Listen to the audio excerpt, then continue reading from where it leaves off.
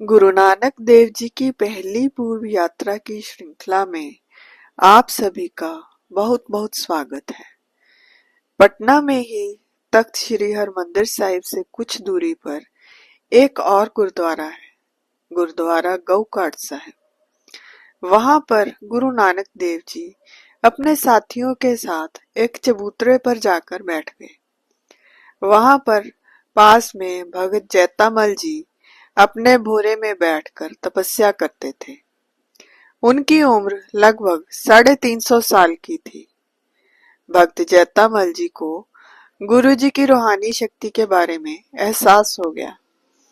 उन्होंने गुरु जी से मिलकर उनसे विनती की कि कृपा करके आप मुझे मुक्ति प्रदान करें, क्योंकि अब मैं बहुत बूढ़ा हो चुका हूँ। गुरु नानक देव जी ने कहा, अभी आपकी उम्र और बाकी है। हमारे बाद 9वें गुरु इसी स्थान पर आकर आपको मुक्त करेंगे। भक्त जैतामल जी ने कहा, प्रभु जी, तब मैं आपके नवे रूप को पहचानूंगा कैसे? तो गुरु जी ने प्रेम से उत्तर दिया कि मैं अपने नवे रूप में वहीं आकर बैठूंगा जहां मैं अब बैठा हूँ। फिर भगत जी ने गुरु नानक देव जी से विनती की कि आप मेरे एक कष्ट का निवारण करें। अब मैं बहुत वृद्ध हो गया हूँ। अब मैं रोज गंगा जाकर स्नान नहीं कर सकता। तो गुरुजी ने फरमाया, आपको अब गंगा जाने की आवश्यकता नहीं है। अब गंगा माता रोज स्वयं आकर आपको स्नान करवाएंगी। इसके बाद गुरु नानक देव जी अपनी यात्रा पर आगे चले गए। उनके कहे अनुसार रोज वे अपने भोरे से बाहर आकर एक कुंड में आकर बैठ जाते और गंगा माता गाय के रूप में आकर उनको स्नान करवाती। समय बीता, भगत जी वहीं भोरे में तपस्या करते रहे। नवे गुरु गुरु तेग बहादुर जी जब यहाँ आए तो वह वहीं उसी चबूतरे पर जाकर बैठ गए। उन्होंने वहां अपना घोड़ा जिस लकड़ी से बांधा उसे वरदान दिया कि यह अब हमेशा हरा रहेगा। वहां पर हर सिंगार का पेड़ बाद में उग गया। फिर उन्होंने एक सिख को भगत जी को बुलाने भेजा। सिख ने जाकर बंद दरवाजे के बाहर से आवाज दी, भगत जैतामल जी, दरवाजा खोलो। भगत जी को बच्चे बहुत परेशान करते थे, तो वह अपना दरवाजा हमेशा बंद रखते थे। उन्होंने कहा, जाओ, यहाँ कोई भगत नहीं रहता। थोड़ी देर बाद सिख ने फिर आवाज दी, भगत जैतामल जी, दरवाजा खोलो, गुरु तेग बहादुर जी आए हैं। तो भगत जी ने उत्तर दिया, अगर गुरु आए हैं तो उनके लिए कोई दरवाजा बंद नहीं, वह स्वयं ही अंदर आ जाएं।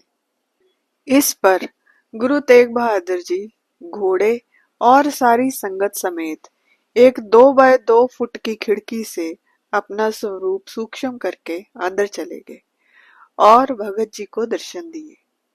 भगत जैतामल जी ने हाथ जोड़कर विनती की कि अगर आप गुरु नानक देव जी के स्वरूप हो तो मुझे उसी रूप में दर्शन दो।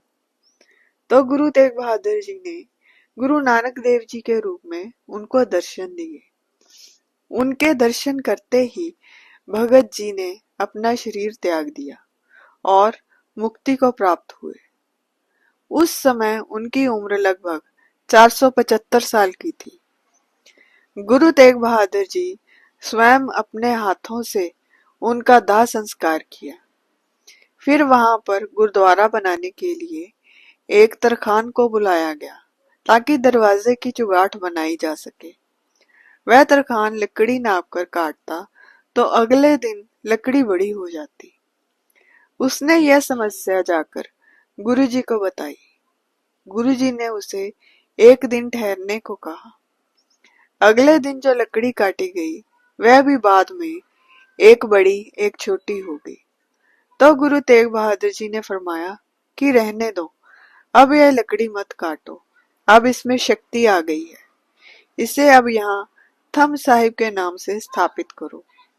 जो भी कोई यहाँ आकर अपनी मनोकामना मांगकर थम साहिब से गले मिलेगा उसकी सभी मनोकामनाएं पूरी होंगी।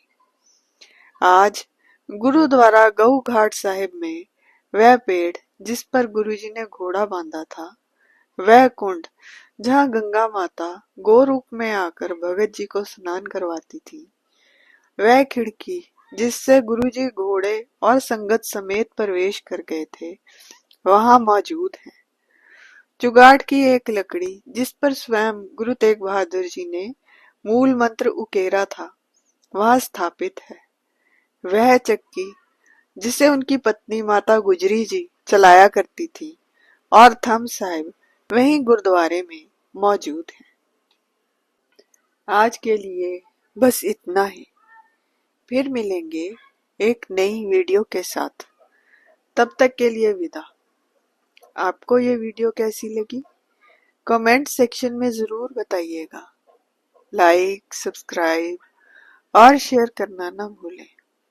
अनजाने में हुई किसी भी भूल के लिए हृदय से क्षमा और मेरी इस वीडियो को अपना अमूल्य समय देने के लिए आप सभी का बहुत बहुत धन्यवाद।